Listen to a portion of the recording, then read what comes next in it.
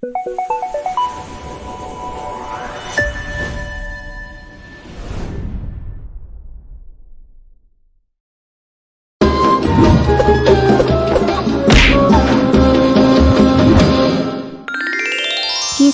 sahabat Nabi Khalid bin Walid, Perang Riddah.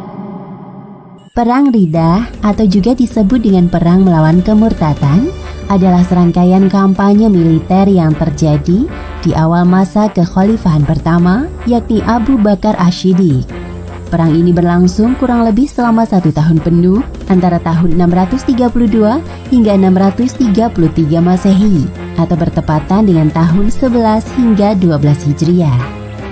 Sebenarnya bibit-bibit kemurtadan sudah mulai tampak di penghujung usia Rasulullah Shallallahu Alaihi Wasallam. Hal ini bisa kita lihat dari munculnya nabi-nabi palsu seperti Tulaihah di Buzakhah, Musailamah al-Kadzab di Yamamah, serta Aswad bin Inza al-Ansi di Yaman. Di antara ketiga nabi palsu itu, Aswad al-Ansi menjadi perhatian Rasulullah Shallallahu Alaihi Wasallam karena ia memiliki pengaruh yang cukup kuat. Setelah ia berhasil merebut Yaman dari tangan pemimpin Muslim, Syahr bin Bazan. Kala itu Rasulullah Shallallahu Alaihi Wasallam yang tengah sakit sedang mempersiapkan pasukan Usamah untuk menghadapi Romawi sambil mengatur siasat dalam menghadapi bahaya nabi palsu Aswad al-Ansi. Kemudian Rasulullah Shallallahu Alaihi Wasallam mengutus Wabir bin Yuhannas untuk membawa surat kepada pemuka-pemuka muslimin di Yaman. Surat itu berisikan perintah agar mereka dapat mengembalikan kewibawaan agama dan siap menghadapi perang serta berusaha menumpas Aswad dan pengikut-pengikutnya.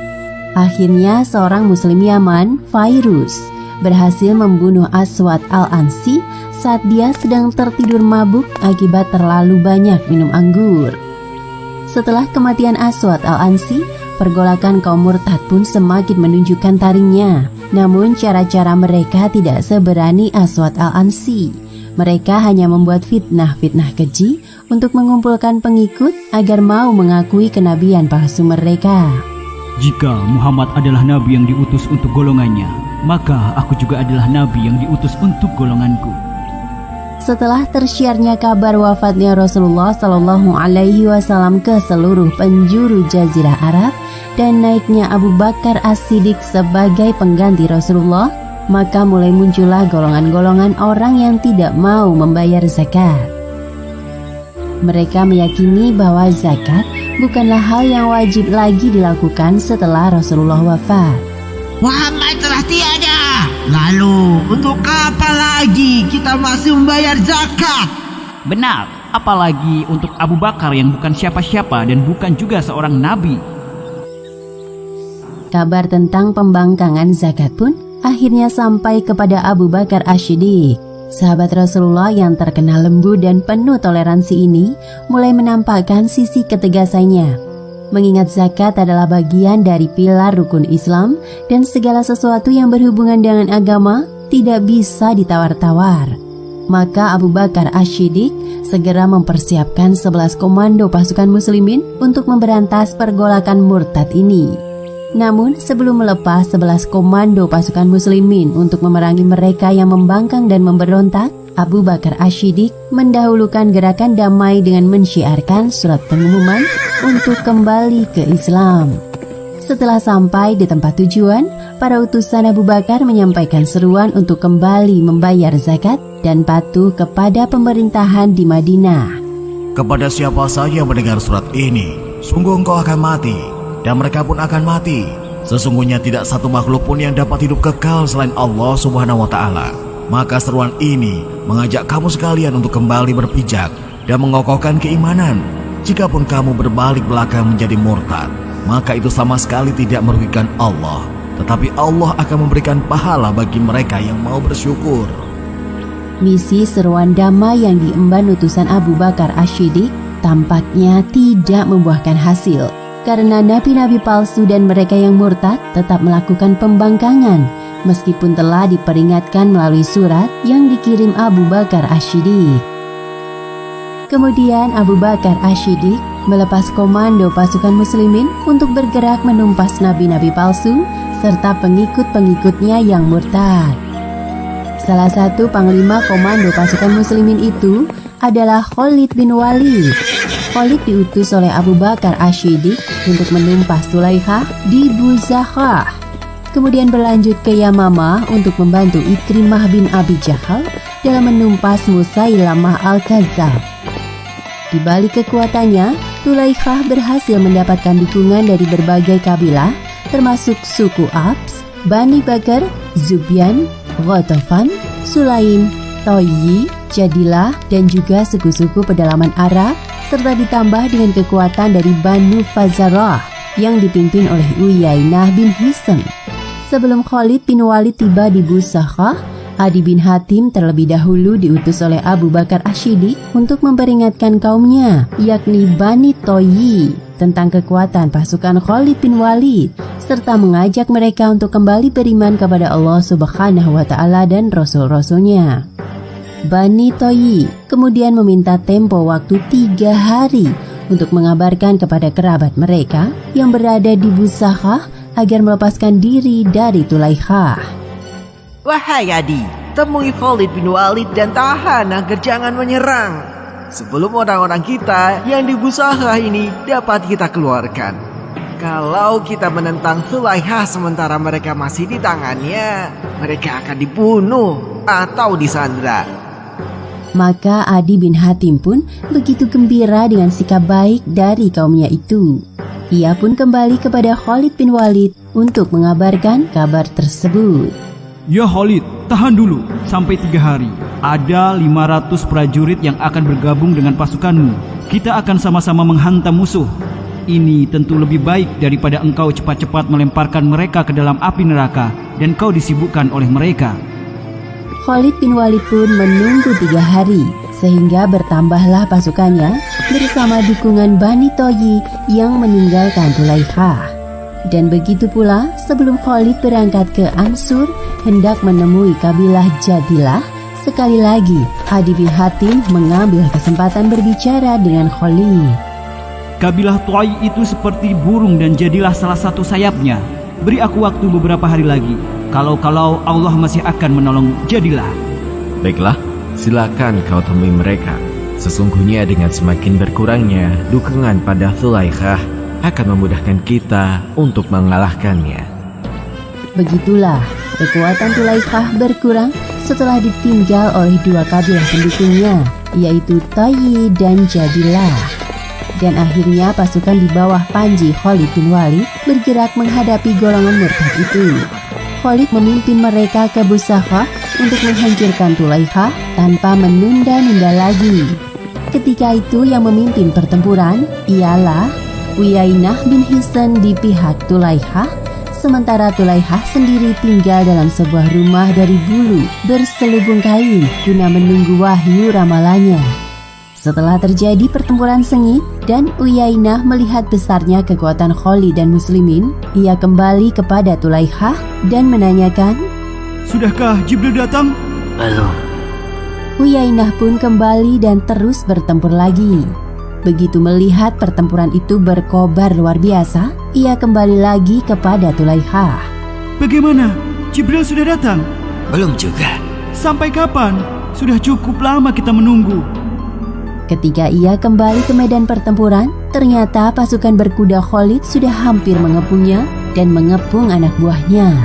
Lalu Uyainah pun kembali lagi ke Sulaikha dan menanyakannya untuk terakhir kalinya. Sudah datangkah Jibril? Ya, sudah. Apa katanya? Dia berkata kepadaku, kau punya pasukan unta seperti pasukannya dan sebuah kisah yang tak terlupakan. Tidak tahan mendengar kebohongan itu, Uyainah lalu menyeret Sulaikha di hadapan kaumnya dan berteriak, Hai Bani Fazarah, mari kita tinggalkan dia. Dia pembohong. Saat itu juga Sulaikha menyiapkan kudanya. Begitu melihat orang banyak mendatanginya dan memanggil-manggilnya, langsung ia menaiki kuda dan membawa serta istrinya. Dengan demikian ia dan istrinya menyelamatkan diri. Barang siapa di antara kamu dapat berbuat seperti aku, dan dapat menyelamatkan diri dan keluarganya. Lakukanlah. Demikianlah perlawanan nabi palsu itu berakhir. Tulaikha dan pengikutnya lari dan kabur ke Syam hingga pada akhirnya nanti Tulaikha kembali beriman di dalam Islam. Tugas Khalid pun selesai. Setelah itu kabilah-kabilah yang masih tersisa kembali kepada Islam. Kemudian ia melanjutkan ke Buta setelah Abu Bakar Asy-Syiddiq mengeluarkan perintah agar menghadapi Musailamah. Di sana Khalid bersama pasukannya menunggu datangnya bantuan pasukan dari Abu Bakar Asy-Syiddiq. Bantuan yang dikirimkan Abu Bakar Asy-Syiddiq ini terdiri dari tokoh-tokoh Muhajirin dan Ansor, serta sahabat-sahabat Rasulullah yang pernah juga mengalami perang. Di antara mereka yang dikirimkan juga terdapat orang-orang yang hafal Quran. Pasukan Ansor dipimpin oleh Sabit bin Qais dan Al-Bara bin Malik, dan pasukan Muhajirin dipimpin oleh Abu Huzaifah bin Yaman dan Zaid bin Khattab. Musailamah sudah mengerahkan pasukannya di Aqrabah, sebuah daerah di pinggiran Yamamah. Pasukan ini terdiri dari 40.000 orang prajurit. Pasukan muslimin yang siap tempur juga dibariskan di hadapan pasukan Musailamah. Kedua kekuatan itu saling memasang mata dan siap untuk bertempur. Namun belum sempat membakar semangat pasukan muslimin, kaum Muhajirin dan Ansor menuduh orang-orang Arab pedalaman sebagai pengecut. Kami orang-orang kota lebih tahu cara berperang daripada kalian orang-orang pedalaman. Orang-orang kota tak mampu bertempur dan tidak tahu apa perang itu.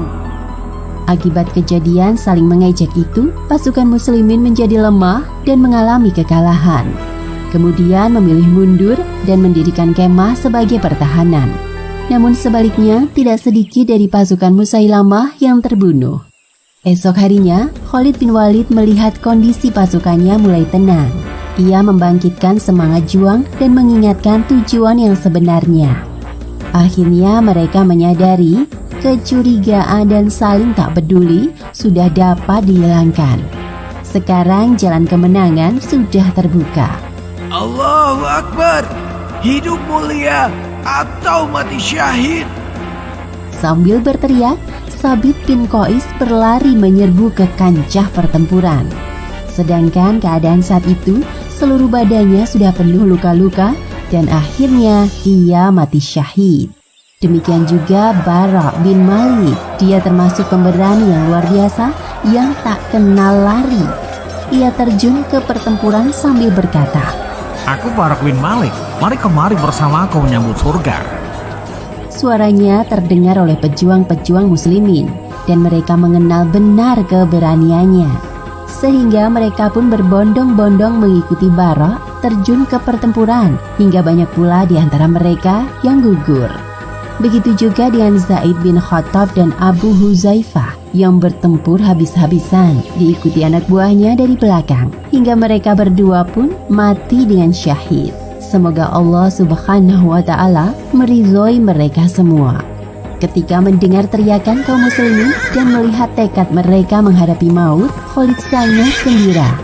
Sebaliknya karena sifat penakutnya yang luar biasa, Musailamah hanya bersembunyi di balik pengawal-pengawalnya.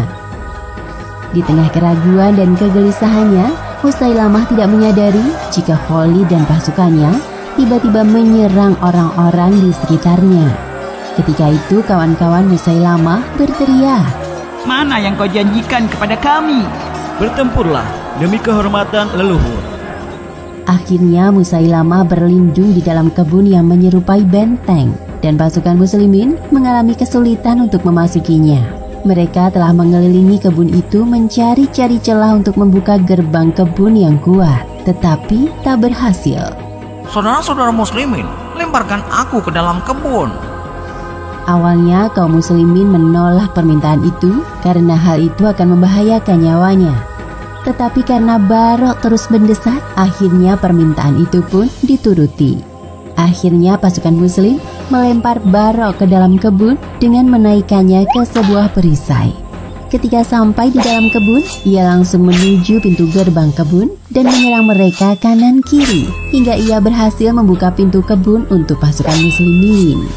Allahu Akbar, Allahu Akbar, maju, serang. Ketika pasukan muslimin berhasil masuk ke dalam kebun, pertahanan pasukan Musailamah mulai berangsur berkurang. Dan bahkan Musailamah sendiri pun tampak kebingungan menghadapi pasukan muslimin yang begitu tangguh itu. Dari kejauhan, Wahsy bin Harb melihat adanya kesempatan untuk mendekati Musailamah. Maka ia pun berlari dengan sekencang-kencangnya sambil mengangkat tombak yang pernah ia pakai untuk membunuh Hamzah, paman Rasulullah Shallallahu Alaihi Wasallam di perang Uhud dahulu. Wahsy berlari ke arah Musailamah dengan harap pengampunan dari Allah Subhanahu Wa Taala atas dosanya yang telah lalu. Semoga Allah ampunkan dosaku yang telah lalu. Allahu Akbar. Alhasil, dengan ketangkasan dan kecepatan Wahsy dalam memanfaatkan kesempatan yang ada, maka Musailamah pun berhasil dikalahkan oleh pasukan kaum muslimin. Semangat pasukan Musailamah pun meredup ketika mereka mengetahui pemimpin mereka telah terbunuh dalam peperangan. Hingga akhirnya, kemenangan pun berhasil diraih tangan pasukan muslimin. Begitulah kisah tentang ujian yang dihadapi kaum muslimin ketika Rasulullah Shallallahu Alaihi Wasallam wafat. Beberapa hikmah yang bisa kita ambil dari perjalanan kisah perang Riddah ini antaranya adalah: pertama, Abu Bakar Ash-Shiddiq telah mengajarkan kita arti ketegasan sikap dalam diri seorang pemimpin, terutama untuk perkara yang menyangkut tentang agama tidak bisa diremehkan. Kedua, zakat adalah salah satu bagian dari rukun Islam. Meninggalkan salah satu dari rukun Islam bisa berarti membatalkan status keislaman. Ketiga, hendaklah melakukan dakwah terlebih dahulu sebelum peperangan, sebagaimana yang dicontohkan oleh Rasulullah Shallallahu Alaihi Wasallam dan para sahabat-sahabatnya. Semoga dari kisah perang Riddah ini dapat memberikan manfaat